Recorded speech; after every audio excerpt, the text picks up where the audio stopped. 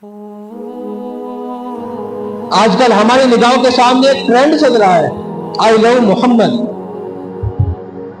ہر آدمی اس پہ چاہتا ہے کہ ہم اس پہ یہ کریں، اس پہ وہ کریں، لیکن میں ایک بات کہتا ہوں، آئی لو یو محمد ہمیں دکھانے کی ضرورت نہیں ہے، ہمارے دلوں کی دھڑکن ہے محمد، ہماری جان ہے محمد، ہماری آن ہے، ہماری شان ہے محمد۔ ہم اپنی جان بان سب کچھ قربان کر دیں گے، اپنی زندگی کے اندر سیرت النبوی اتارو، یہ آل محمد۔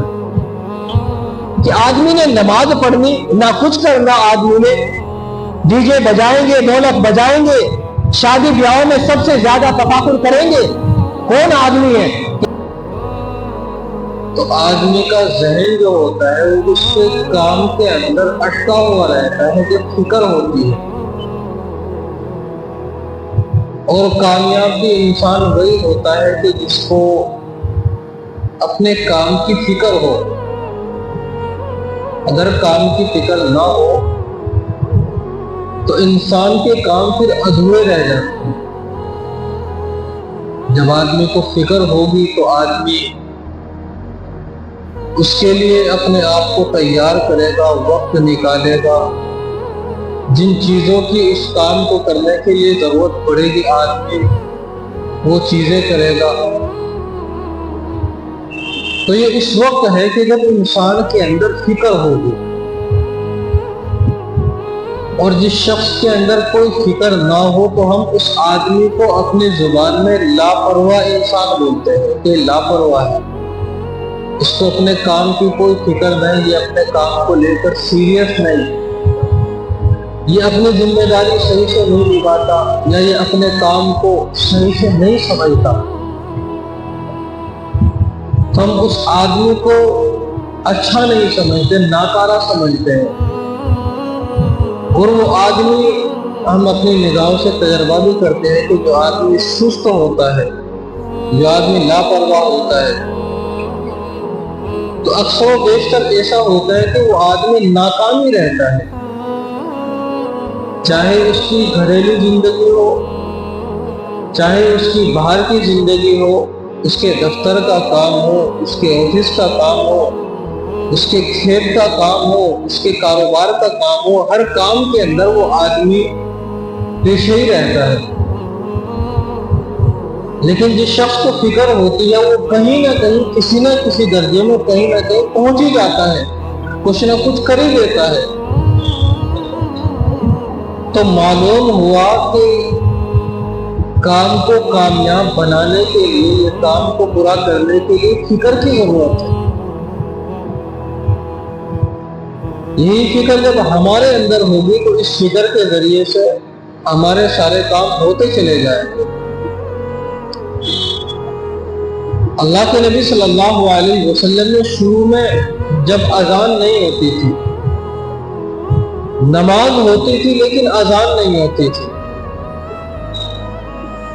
اللہ کے نبی صلی اللہ علیہ وسلم نے صحابہ کرام سے مشورہ کیا سکتے کہ نماز کے لیے لوگوں کو کیسے اکٹھا کیا جائے، لوگوں کو کیسے بلایا جائے۔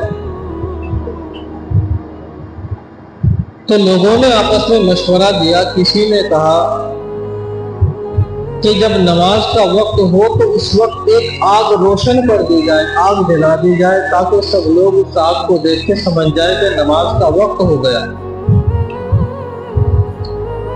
کوئی شخص کہنے لگا کہ جب نماز کا وقت ہو اس وقت کوئی ایک علامت کے طور پہ کوئی جھنڈا بلند کر دیا جائے، سب لوگ سمجھ جائیں گے کہ نماز کا وقت ہو گیا۔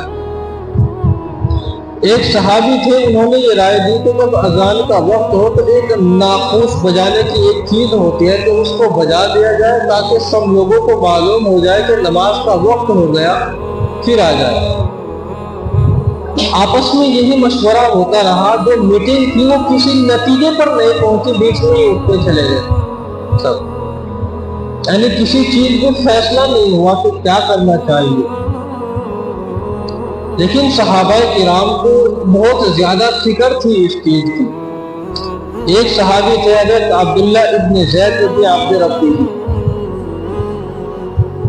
حدیث شریف کے اندر آتا ہے کہ ان صحابی کو بہت زیادہ فکر ہوئی کہ ہم کسی کام کے لیے اکٹھے ہوئے، مشورہ کیا، وہ مشورہ پایا تکمیل تک نہیں پہنچا،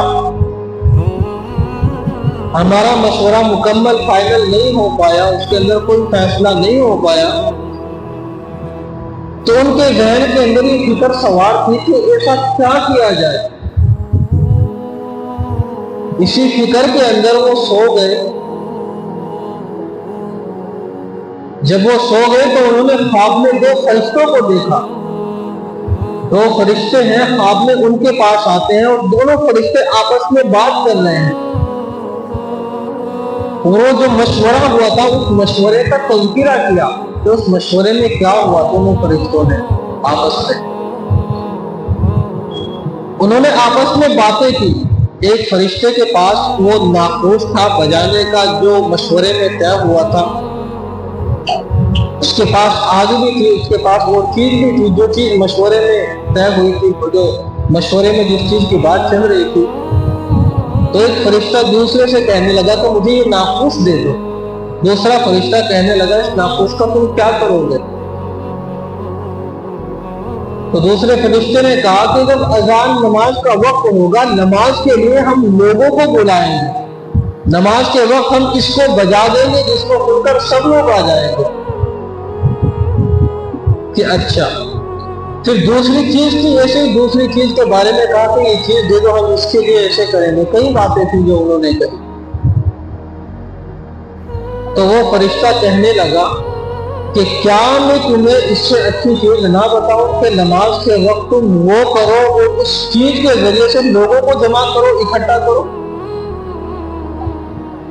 تو دوسرا فرشتہ کہنے لگا کہ ضرور بتائیے۔ تو اس فرشتے نے پھر اس دوسرے فرشتے کے سامنے اذان کے کلمات دہرائے،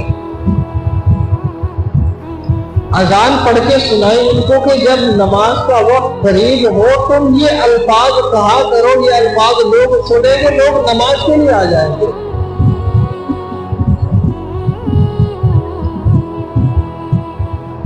تو وہ صحابی جب صبح میں اٹھے، ان کو فکر ہوئی، وہ فوراً اللہ کے نبی کے پاس دوڑے، پھر اللہ کے نبی صلی اللہ علیہ وسلم سے جا کے اپنا سارا خواب بیان کیا کہ یا رسول اللہ میں نے ایسے ایسے خواب دیکھا ہے۔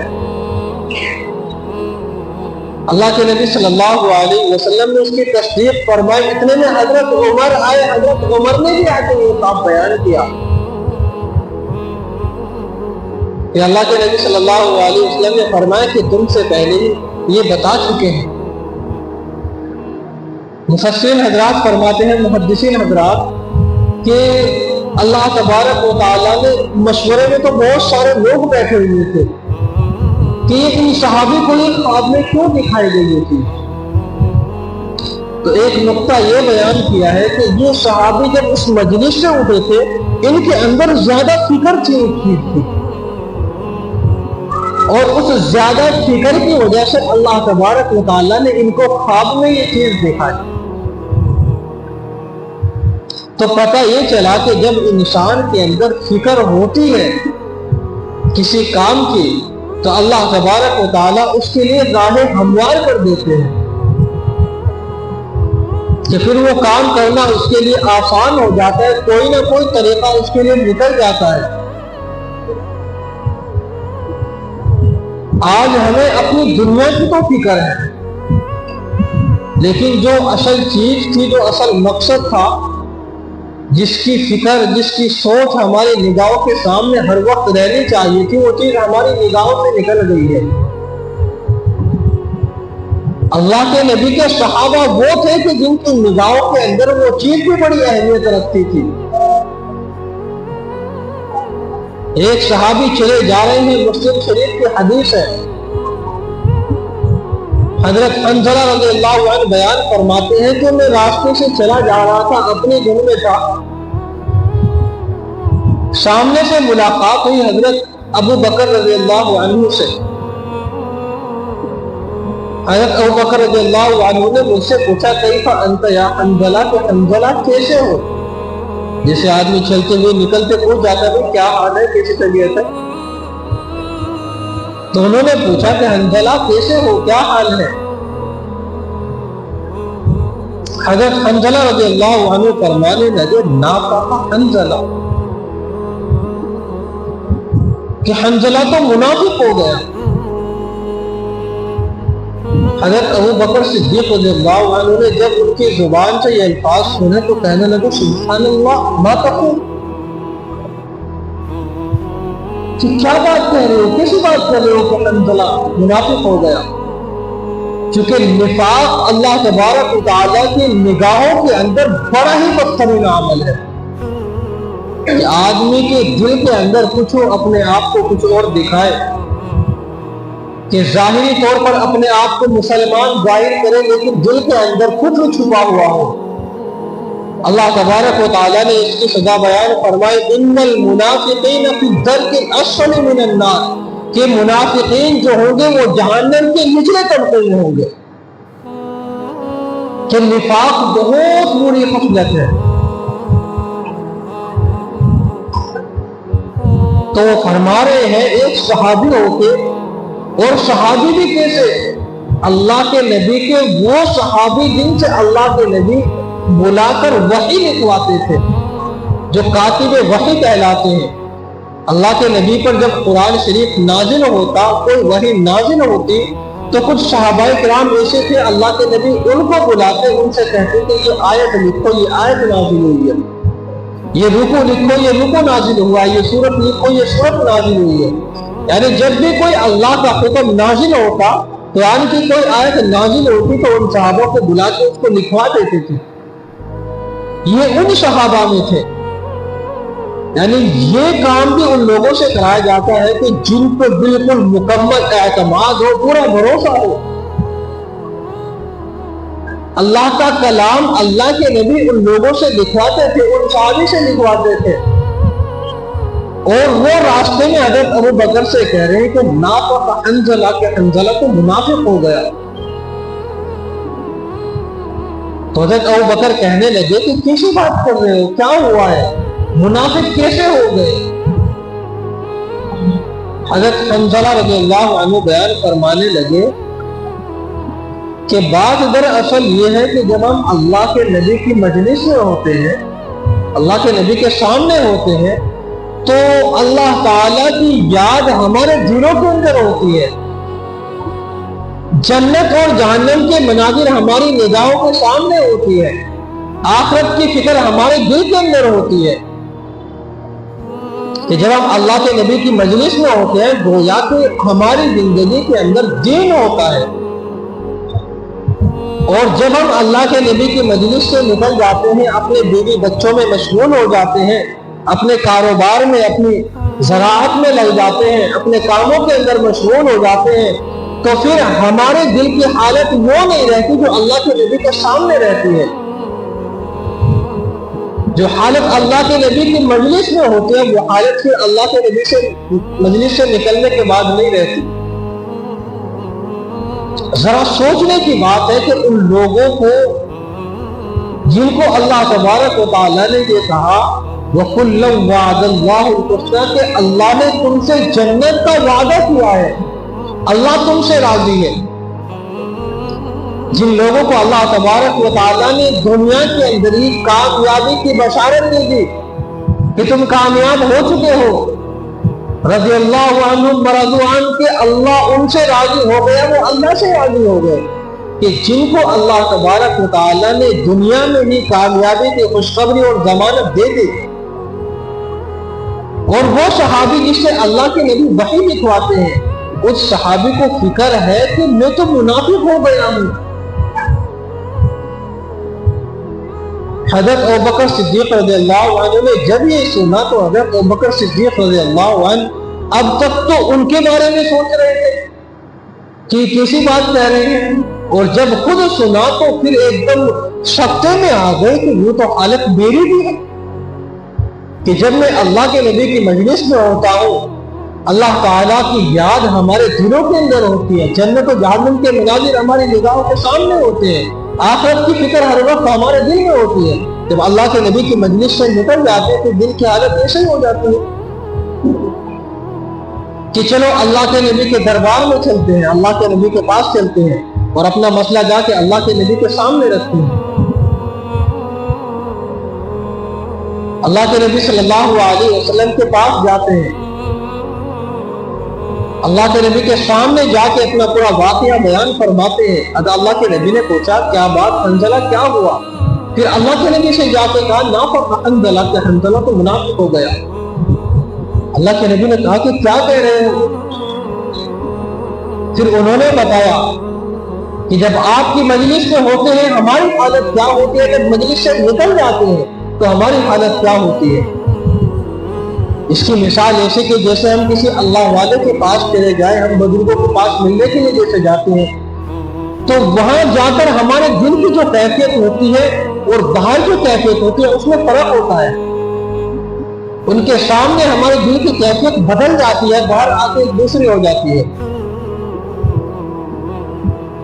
تو اللہ کے نبی صلی اللہ علیہ وسلم نے ارشاد فرمایا کہ جو حالت تمہاری میری مجلس میں رہتی ہے، اگر وہی حالت تمہاری میری مجلس سے نکلنے کے بعد بھی رہے تو فرشتے راستوں میں تمہیں سلام کریں گے اور تمہارے بستروں پر آ کر تمہیں سلام کریں گے۔ کہ بات دراصل یہ ہے کہ انسان کی جو حالت ہوتی ہے وہ بدلتی رہتی ہے۔ کبھی انسان کے اوپر زیادہ غلبہ آ جاتا ہے زندگیت کا، اللہ تعالیٰ کی یاد میں کبھی آدمی زیادہ مستغرق ہو جاتا ہے، اور کبھی انسان کے دل کے اندر سے وہ تھوڑا سستی اور لاپرواہی آ جاتی ہے، وہ چیز نکل جاتی ہے۔ علماء فرماتے ہیں کہ اصل اس حدیث کے اندر جو چیز ہمارے کام کی ہے وہ یہ ہے کہ ان صحابہ کرام کو کتنی فکر تھی اپنے ایمان کی، نہ کوئی نماز چھوڑی، نہ کوئی روزہ چھوڑا، نہ زکوٰۃ ادا کرنا بند کیا، نہ حج چھوڑا، اللہ کا کوئی حکم نہیں توڑا، اللہ کی کوئی نافرمانی نہیں کی، لیکن اپنے ایمان کی اتنی فکر کی جو حالت دل کے اللہ کے نبی کے مجلس میں ہوتی ہے وہ اللہ کے نبی کے مجلس سے نکلنے کے بعد نہیں ہوتی۔ کہ آج ہمیں اپنے دلوں کے اندر جھانکنے کی ضرورت ہے، آج ہمیں فکر کرنے کی ضرورت ہے کہ ہمارے دلوں کی حالت کیا ہے۔ کہ آج اگر ہم اللہ کے گھر میں بھی ہوتے ہیں، مسجد میں بھی ہوتے ہیں، تو ہمیں مسجد میں آنے سے پہلے جانے کی فکر ہوتی ہے۔ ہمارا سر اللہ کے سامنے سجدے میں ٹکا ہوا ہے، لیکن اس سجدے کے اندر سر اللہ کے سامنے، دل ہمارا کام کے اندر ہے۔ اور ہونا چاہیے تھا، ہونا یہ چاہیے تھا کہ دست بکار کا دل گیا، کہ ہمارا ہاتھ کام میں ہو، اپنے کاموں کے اندر بھی یہ حالت ہوتی کہ ہمارا ہاتھ کاموں کے اندر ہو لیکن دل اللہ کی یاد کے اندر ہو، دل میں اللہ کا ذکر ہو، اللہ کی یاد ہو، اللہ کی فکر ہو، آخرت کی فکر ہو، جنت سامنے ہو، جہنم سامنے ہو، آخرت کے مناظر سامنے ہو، کہ جب میری آنکھ بند ہو جائے گی میں قبرستان میں جاؤں گا، تو پھر قبرستان کے اندر جب منکر نکیر مجھ سے آ کے سوال کریں گے من رب کا، تمہارا رب کون ہے، کہ میں اس وقت کیا جواب دوں گا؟ نگاہوں کے سامنے یہ منظر ہونا چاہیے۔ ہمارے دل کی کیفیت یہ ہونی چاہیے کہ قبر کے اندر میری حالت کیا ہوگی، کہ ایک بڑا کمرہ ہے، اس کمرے کے اندر لائٹ بھاگ جائے، پنکھا بند ہو جائے، کہ میں اس کمرے میں گھبراہٹ سے باہر نکل جاتا ہوں کہ گرمی لگ رہی ہے، پریشانی ہو رہی ہے۔ جب میں اس چھوٹی سی کوٹھڑی کے اندر جاؤں گا جس کو قبر کہتے ہیں، نہ میں اس سے باہر نکل سکتا ہوں، نہ میں وہاں پر کسی چیز کا انتظام کر سکتا ہوں، اس قبر کے اندر میری کیا حالت ہوگی؟ دنیا کی گرمی، دنیا کی سختی، دنیا کی کوئی تکلیف برداشت نہیں ہوتی، اس قبر کا عذاب کیسے برداشت ہوگا؟ دنیا کی اندھیری برداشت نہیں ہوتی، اس قبر کی اندھیری کیسے برداشت ہوگی؟ کہ دنیا میں تو یہ ہے کہ تھوڑی دیر کے بعد لائٹ آ جائے گی، اگر ہمارے پاس انویٹر ہے تو انویٹر کو جلا لیں گے، انویٹر کو چالو کر دیں گے، اس کے ذریعے سے فائدہ اٹھا لیں گے۔ یاد رکھیں قبر کے اندر کوئی انویٹر نہیں ہے، قبر کے اندر کوئی لائٹ نہیں ہے، وہاں کی لائٹ نماز ہے، وہاں کی لائٹ روزہ ہے، وہاں کی لائٹ صدقہ ہے، وہاں کی لائٹ زکات ہے، وہاں کی لائٹ حج ہے۔ وہاں کی لائٹ یہ ہے کہ آدمی اپنے دل کو اللہ کی یاد سے، اللہ کے ذکر سے روشن کر کے چلا جائے، پھر قبر روشن ہو جائے۔ اگر ہمارا دل سیاہ ہوگا اللہ کی نافرمانی کر کے، اس کے نبی کی سنتوں کو چھوڑ کے، تو یاد رکھے ہماری قبر کے اندر اندھیرا ہوگا، اس کے اندر سانپ ہوں گے، اس کے اندر بچھو ہوں گے، طرح طرح کا عذاب ہوگا۔ کون آدمی ہے ہم میں سے جو آدمی سانپ آئے اور اس کے سامنے بیٹھا رہے، سانپ کو اپنے ہاتھ میں لے کے سانپ سے ڈسوا لے؟ کون آدمی ہے ایسا؟ اگر ذرا سا ایک کو اپروچ بھی آ جائے، سارے تتر بتر ہو جائیں گے ایک ہی رات میں۔ ایک چھپکلی چھت پہ سے بھی نیچے گر جائے، سارے آدمی ہل جائیں گے۔ یہ ہماری حالت ہے۔ اس قبر کے عذاب کی کیا حالت ہوگی جس کو کسی نے دیکھا ہی نہیں؟ کہ دنیا کی جو عذاب کی مثال دی جاتی ہے، یہ تو صرف ہمیں سمجھانے کے لیے دی جاتی ہے، ورنہ اس وقت عذاب یہ ہوگا کہ آدمی یہ سوچے گا یا ترابا کہ کاش کہ میں مٹی ہو جاتا، کہ کاش کہ میری ماں نے مجھے جنا ہی نہ ہوتا، میں پیدا ہی نہ ہوا ہوتا، کہ وہاں حالت یہ ہوگی۔ آدمی اپنی آخرت کی فکر کرے، اپنی آخرت کو ہر وقت نگاہوں کے سامنے رکھے۔ جس نے اپنی آخرت کی فکر کی، اپنی آخرت کے بارے میں سوچا، اپنی آخرت کو سامنے رکھا، وہ شخص کامیاب ہو جائے گا۔ تو شروع میں جو بات کہی تھی کہ جس آدمی کو کوئی کام کرنا ہے، اس کام کے اندر کامیاب ہونا ہے، تو اس چیز کی فکر لینی پڑے گی۔ دنیا کے ہمارے جتنے بھی کام ہوتے ہیں، سارے کاموں کی فکر رکھتے ہیں۔ اگر ہمارے کام 10 جگہ چل رہے ہیں تو ہمیں ہر وقت 10 جگہ کی فکر ہے۔ نہ ہم کھانے کا سوچیں گے، نہ آرام کا سوچیں گے، نہ بارش دیکھیں گے، نہ دھوپ دیکھیں گے، نہ سردی، نہ گرمی، کچھ نہیں دیکھیں گے۔ بس یہ ہونا چاہیے کہ ہمارا وہ کام ہوا کہ نہیں، ہمارا وہ بھی ہو جائے، ہمارا یہ بھی ہو جائے، ہمارے سارے کام نمٹ جائے۔ اور آخرت کا جو اتنا لمبا سفر پڑا ہوا ہے، اس سفر کی ہمیں کیا فکر ہوئی؟ معاف کرنا، آج ہم صرف نام کے مسلمان ہیں، کل قیامت کے دن اللہ کے سامنے اس بات کا کیا جواب دو کہ مؤذن دن میں 5 مرتبہ اذان دیتا تھا، دن میں 5 مرتبہ تمہیں بلاتا تھا کہ آؤ نماز کی طرف، آؤ کامیابی کی طرف، کہ میں نے اسے متعین کیا تھا کہ میری یاد کے لیے، میرے ذکر کے لیے، نماز کے لیے لوگوں کو 5 وقت بلائے۔ ایمان ہمارے دلوں کے اندر داخل ہوگا تو پھر صرف اللہ کا خوف ہوگا، آخرت کا خوف ہوگا، کسی کا خوف نہیں ہونے کا۔ کہ دنیا کی ذرا سی چیزوں سے اتنا ڈرتے ہیں، لیکن ہمیں آخرت کی فکر نہیں کہ اذان ہو رہی، آدمی اپنے کاموں کے اندر لگا ہوا ہے، آدمی اپنے گھروں کے اندر بیٹھا ہوا ہے۔ فکر یہ ہوتی کہ جیسے ہی اذان ہو، اگر آدمی کام میں ہے، کام کو چھوڑو کے فوراً آدمی نماز کے لیے نکل گیا۔ میں ایک بات کہا کرتا ہوں کہ جس اولاد کو پالنے کے لیے، جس اولاد کو آرام دینے کے لیے، سکھ اور دینے کے لیے، ان کو ہر پریشانی کو تکلیف سے بچانے کے لیے ہم رات دن کماتے ہیں، یا ان اولاد کو سے کمواتے ہیں، ان کو کام پہ لگاتے ہیں، یاد رکھنا یہ اولاد کل قیامت کے دن تمہارے گریبان پکڑ کے کھڑی ہوگی۔ یہی تمہاری پکڑ کا جہنم میں جانے کا ذریعہ بنے گی۔ اگر کامیابی چاہتے ہو تو خود بھی اپنی اولاد کو بھی دین پہ لگاؤ، اگر ناکامی چاہتے ہو تو پھر زندگی گزر رہی ہے، جیسے چاہے کرتے رہو۔ آج کل ہماری نگاہوں کے سامنے ایک ٹرینڈ چل رہا ہے، آئی لو محمد۔ ہر آدمی اس پہ چاہتا ہے کہ ہم اس پہ یہ کریں، اس پہ وہ کریں، لیکن میں ایک بات کہتا ہوں، آئی لو یو محمد ہمیں دکھانے کی ضرورت نہیں ہے، ہمارے دلوں کی دھڑکن ہے محمد، ہماری جان ہے محمد، ہماری آن ہے، ہماری شان ہے محمد۔ ہم اپنی جان بان سب کچھ قربان کر دیں گے، اپنی زندگی کے اندر سیرت النبوی اتارو، یہ آل محمد۔ کہ آدمی نے نماز پڑھنی، نہ کچھ کرنا، آدمی نے ڈی جے بجائیں گے، ڈھولک بجائیں گے، شادی بیاہوں میں سب سے زیادہ تفاخر کریں گے۔ کون آدمی ہے کہ جس کے پاس 2 روپے آ گئے وہ شادیوں میں دیکھو کیا کرتا ہے؟ آئی لو یو محمد وہاں دیکھے گا تمہارا کہ تمہاری زندگی کے اندر سیرت نبوی کتنی ہے۔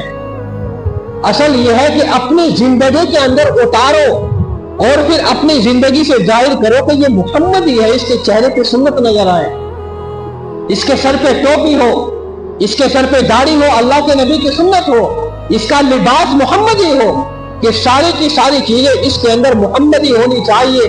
پھر اس وقت ہمیں کہنے کی ضرورت نہیں پڑے گی آئی لو یو محمد، بلکہ ہمارے کردار سے، ہمارے افعال سے، ہمارے اخلاق سے خود نظر آئے گا آئی لو یو محمد۔ تو یہ چیز اپنی زندگیوں کے اندر اتارنے کی چیز ہے۔ جب ہماری زندگیوں کے اندر وہ چیز اترے گی تو پھر ہی ہم کامیاب ہوں گے کہ دنیا کے سامنے ہم کتنے اس چیز کو ہائی لائٹ کریں، کسی کو کتنے دکھا دیا ہے، نہیں، کوئی نہیں کرتا۔ یہ اصل چیز یہ ہے کہ وہ چیز اپنی روح کے اندر، زندگیوں کے اندر اتارنے کی ہے، دکھانے کی نہیں ہے۔ جب اندر اتر جائے گی پھر انسان کا رگ رگ، اس کا ریشہ ریشہ، اس کا جسم کا ہر جز بولے گا آئی لو یو محمد۔